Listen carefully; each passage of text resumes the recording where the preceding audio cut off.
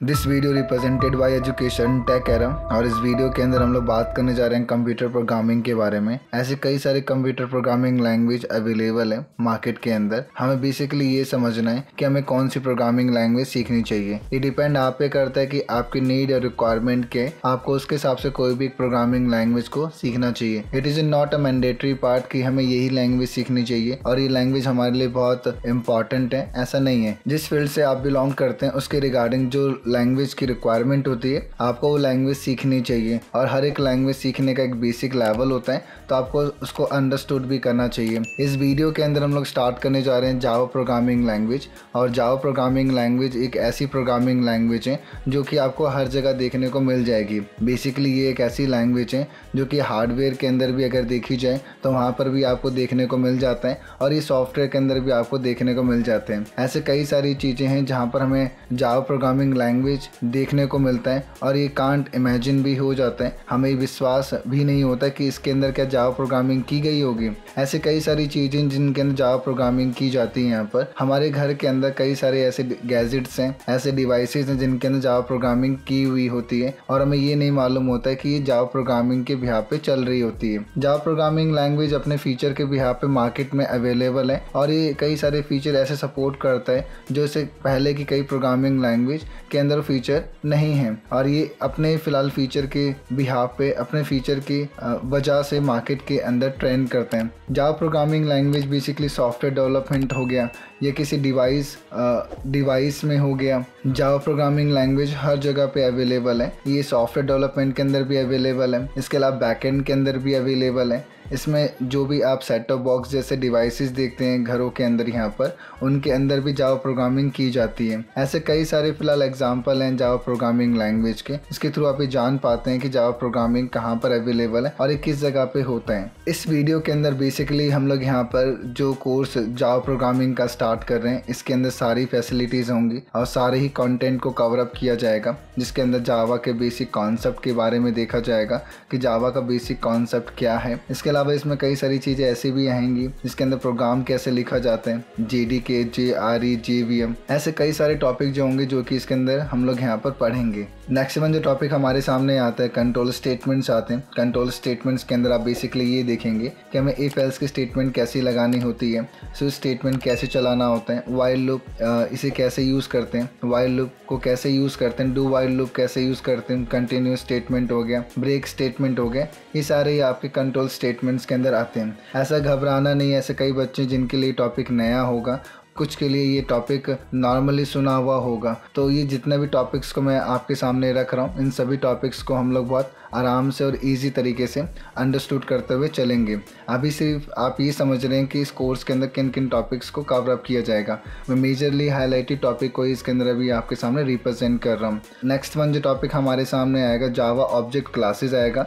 और किसी programming language में सबसे हाईएस्ट टॉपिक जो होता है वो ऊप्स कॉन्सेप्ट होता है और ऊप्स कॉन्सेप्ट को भी जावा ऑब्जेक्ट क्लासेस के अंदर कवर अप किया जाएगा, जिसके अंदर नेमिंग कन्वेंशन टॉपिक को पढ़ेंगे, मेथड्स पढ़ेंगे, क्लास और ऑब्जेक्ट के बारे में पढ़ेंगे, कंस्ट्रक्टर पढ़ेंगे, स्टैटिक और दिस कीवर्ड जैसे और भी कई अलग अलग टॉपिक्स को भी कवर अप करेंगे। नेक्स्ट में जो टॉपिक आता है जावा इनहेरिटेंस आता है। इनहेरिटेंस में कई सारे ऐसे और भी टॉपिक्स होते हैं जिसके अंदर आप हैज़ ए रिलेशनशिप टॉपिक को पढ़ेंगे और इस टॉपिक को आप अंडरस्टूड करेंगे। जावा पॉलीमॉर्फिज्म नेक्स्ट वन जो टॉपिक हमारे सामने आता है उसको जावा पॉलीमॉर्फिज्म बोलते हैं। और पॉलीमॉर्फिज्म में method overloading and method overriding जैसे और भी अलग अलग तरह के कॉन्सेप्ट को पढ़ेंगे, जिसके अंदर फाइनल कीवर्ड हो गया, सुपर कीवर्ड हो गया, ये सभी टॉपिक आपके इसके अंदर देखने को मिलते हैं। इसी में और भी कई सारे टॉपिक ऐसे जो इंक्लूड होते हैं जो बहुत इंपॉर्टेंट होते हैं और ये फिलहाल एग्ज़ाम के अंदर भी आते हैं। डायनेमिक बाइंडिंग और रन टाइम पॉलीमॉर्फिज्म जैसे कॉन्सेप्ट आपके कॉलेज के एग्ज़ाम में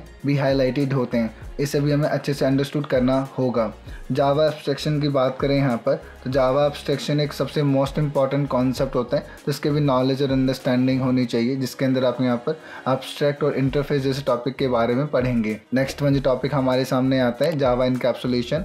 और जावा इनकैप्सुलेशन के अंदर पैकेजेस और एक्सेस मॉडिफायर के बारे में अंडरस्टूड करेंगे। हर एक प्रोग्रामिंग लैंग्वेज के अंदर आपने अगर कॉमनली जिन बच्चों ने पढ़ रखा होगा तो उनको ये मालूम होगा कि एक एरे एक ऐसा कॉन्सेप्ट होता है डेटा स्ट्रक्चर का जो डेटा को अपने अंदर होल्ड करके रखता है। मतलब जावा बेसिकली बाकी अनदर लैंग्वेजेस यानी इससे पहले के जो लैंग्वेजेस थी उनके मुकाबले इसमें एरे बहुत एडवांस होते हैं और आपको इसमें एरे के कई सारे वेरिएंट देखने को मिलेंगे जो इससे पहले की प्रोग्रामिंग लैंग्वेज में देखने को नहीं मिला होगा। नेक्स्ट में जो टॉपिक हमारे सामने आता है, जावा स्ट्रिंग कॉन्सेप्ट आते हैं, रिगैक्स टॉपिक्स आते हैं, एक्सेप्शन हैंडलिंग आते हैं, जावा इनर क्लासेस के बारे में अंडरस्टूड करेंगे और सबसे इम्पॉर्टेंट टॉपिक जो इंटरव्यू के अंदर भी पूछा जाता है कि जावा मल्टी थ्रेडिंग जैसा कॉन्सेप्ट जावा में सबसे इम्पॉर्टेंट होता है, क्योंकि ये एक ऐसा टॉपिक होता है क्योंकि इंटरव्यूअर पूछ लेते हैं आपसे कि मुझे बताइए फ़िलहाल कि जावा के अंदर मल्टी थ्रेडिंग कॉन्सेप्ट कैसे काम करते हैं। तो ये आप एग्जांपल गूगल क्रोम का ले सकते हैं। गूगल क्रोम सबसे बेस्ट एग्जांपल माना जाता है मल्टी थ्रेडिंग का यहाँ पर। इसके अलावा प्रिंटर जैसा कॉन्सेप्ट एग्जांपल के तौर पे यूज़ कर सकते हैं और इसके बारे में आप ब्रीफ इंट्रोडक्शन पढ़ेंगे आगे जा कर के what is multi threading. Next one जो आता है हमारे सामने, जावा इनपुट आउटपुट के ऑपरेशंस आते हैं, जावा नेटवर्किंग आते हैं। बेसिकली जावा नेटवर्किंग का जो टॉपिक होता है इसमें भी आपको लिटिल बिट एग्जांपल प्रोवाइड करते हैं जिसके अंदर आप किसी भी वेबसाइट का आप IP एड्रेस फाइंड आउट कर सकते हैं। नेटवर्किंग टॉपिक के अंदर आप ये अच्छे से समझ सकते हैं कि डेटा रिसीव कैसे होते हैं और सेंड कैसा होता है, इसके बारे में भी आप अंडरस्टूड करेंगे। नेक्स्ट में जो टॉपिक आता है AWT आता है और इवेंट्स आते हैं। बेसिकली जितने भी टॉपिक्स अभी आपने पढ़े हैं और उनके बाद ये जो टॉपिक आता है बेसिकली एक तरह से एक इवेंट परफॉर्मिंग कॉन्सेप्ट होते हैं और ये इवेंट पे काम करते हैं। जैसे कि अगर आपको एक बटन प्रेस कर रहे हैं या कर्सर मूवमेंट कर रहे हैं वो सब इस पर डिसाइडेड होता है और इसी के बिहाफ पे चल रहा होता है। यानी सॉफ्टवेयर डेवलपमेंट के अंदर आपका AWT जैसा कॉन्सेप्ट आपकी बहुत मदद करते हैं। नेक्स्ट वन जो आता है हमारे पास स्विंग आता है और स्विंग भी बेसिकली हमारे पास सॉफ्टवेयर डेवलपमेंट में यूज़ किया जाने वाला कॉन्सेप्ट होता है। जावा एप्लेट्स के बारे में आप पढ़ेंगे, रिफ्लेक्शंस पढ़ेंगे, डेट्स के बारे में पढ़ेंगे, जावा कन्वर्जन्स पढ़ेंगे, जावा कलेक्शंस टॉपिक्स के बारे में पढ़ेंगे। इसके अलावा और भी कई सारे ऐसे टॉपिक्स होंगे जो इसके अंदर कवर अप किए जाएंगे और सबसे इम्पॉर्टेंट जो टॉपिक वो रहेगा कि ओवरऑल जावा टॉपिक होने के बाद आपका बेसिकली इसके अंदर इंटरव्यू क्वेश्चन सॉल्व करवाए जाएंगे और इंटरव्यू के अंदर आपको अपने आप को कैसे रिप्रेजेंट करना है ये भी बताया जाएगा। क्योंकि मोस्ट ऑफ द इम्पॉर्टेंट चीज़ होता है कि आपको कोर्स करने के बाद या लैंग्वेजेस पढ़ने के बाद आपको इन सभी चीज़ों का क्वेश्चन का आंसरिंग कैसे करना होता है और इसके अलावा अपने आप को रिप्रेजेंट कैसे करना होता है। क्योंकि बहुत सारी चीज़ें जो इसके अंदर आती हैं सिर्फ आपकी जावा लर्निंग ही इम्पॉर्टेंट नहीं होती, इसके अलावा आपको ये भी मालूम होना चाहिए कि जावा के बिहाफ पे हम अपने आप को रिप्रेजेंट कैसे कर सकते हैं और क्वेश्चंस के आंसरिंग कैसे दे सकते हैं। क्योंकि अगर आपने जावा पढ़ ली मगर आप अपने आप को रिप्रेजेंट नहीं कर पा रहे तो आई थिंक जावा आपका पढ़ना बेकार हो गया। तो आपको जावा पढ़ने के साथ आपको अपने आप को प्रिपेयर भी करना होगा कि कोई अगर हमसे क्वेश्चन पूछे तो उसका हम लोग आंसरिंग अच्छे से दे सकें, क्योंकि मैंडेटरी है और ये हमें अच्छे से मालूम भी होना चाहिए। ओवरऑल कोर्स के बारे में मैंने अभी आपको समझाया, जो टॉपिक्स इसके अंदर कवर अप किए जाएंगे ऑलमोस्ट मैंने आपको कंटेंट के बारे में समझाया और इसके अलावा और भी कई सारे टॉपिक्स होंगे जो कि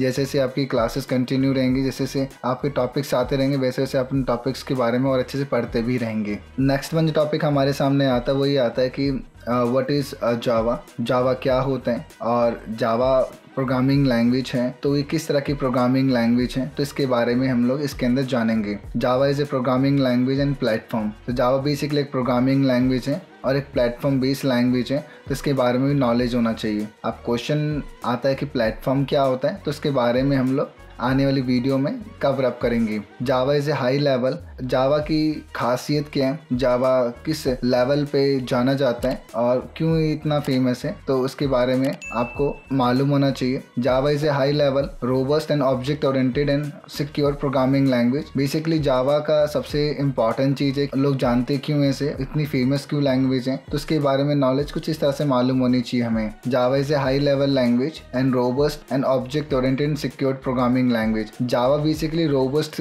लैंग्वेज है जिसकी वजह से ये एक पॉपुलैरिटी इसने हासिल की। और नेक्स्ट वन जो आता है कि ऑब्जेक्ट ओरिएंटेड को सपोर्ट करता है और सिक्योर प्रोग्रामिंग लैंग्वेज की कैटेगरी में आता है, इसलिए जावा आज की डेट में भी फेमस है। Java was developed by the Sun Micro System and which is now subsidiary of the Oracle in the year 1995। James Gosling is known as the father of Java. Basically Java के जो creator और जो founder हैं basically वो James गॉसलिन हैं। जावा से पहले जो हम लोग प्रोग्रामिंग लैंग्वेज आज की डेट में पढ़ाई कर रहे हैं, जावा का नाम शुरू से जावा नहीं था, जावा का नाम पहले ओक था। कुछ ऐसी प्रॉब्लम्स आने की वजह से कि ओक को हटा करके जावा रखा गया, क्योंकि ओक एक ऑलरेडी पहले रजिस्टर्ड कंपनी थी जिसकी ये जानने के बाद जेम्स गॉसलिन और उनकी टीम ने इसका नाम चेंज करके ओक को चेंज करके इन्होंने जावा रखा। अब हम लोग उस टॉपिक पे आते हैं जो सबसे इम्पॉर्टेंट है कि जावा एक प्लेटफॉर्म बेस्ड प्रोग्रामिंग लैंग्वेज है। तो प्लेटफॉर्म बेस्ड प्रोग्रामिंग लैंग्वेज का मतलब क्या होता है, ये जानना हमारे लिए बहुत जरूरी होते हैं। एनी हार्डवेयर और software environment in which a program runs is known as the platform,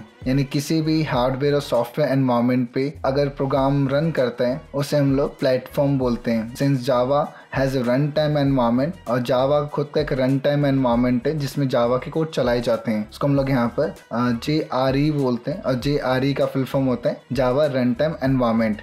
N application interface यानी कि full form is one API is called the platform, और इसी को हम लोग यहाँ पर प्लेटफॉर्म कहते हैं। नेक्स्ट वन जो टॉपिक हमारे सामने आता है उसको हम लोग बोलते हैं जावा एग्जाम्पल, या आप इसे जावा एग्जाम्पल सिंटेक्स बोल सकते हैं, जिसके अंदर ये बताया जाएगा कि जावा का कोड लिखा कितने लाइन में चाहते हैं। प्रॉपरली अगर देखा जाए यहाँ पर इंक्लूडिंग लाइब्रेरी तो 6 लाइन में लिखा जाएगा, और इंक्लूडिंग विद पैकेज तो ये 7 लाइन में लिखा जाएगा। और नॉर्मली अगर कोड लिखा जाए तो जो नॉर्मल जो कोड लिखा जाता है वो 5 लाइन में लिखा जाता है। तो हमें ऑलरेडी इसके बारे में नॉलेज और अंडरस्टैंडिंग भी होना चाहिए। अब पैकेज क्या होता है, लाइब्रेरीज क्या होते हैं, ये हम लोग आने वाली क्लासेस के अंदर सीखेंगे और समझेंगे। यहाँ पर अभी के लिए फिलहाल यहाँ पर बेसिक सिंटेक्स के बारे में समझना है कि बेसिक सिंटेक्स लिखा कैसे जाते हैं। तो पहला जो हमें लिखना होगा क्लास लिखना होगा। क्लास बेसिकली एक कीवर्ड है। तो क्लास होता क्या है, क्लास बेसिकली कई सारे ऑब्जेक्ट एंड फंक्शंस को कंटेन करके रखते हैं, और एक तरह का ब्लूप्रिंट होता है किसी भी एक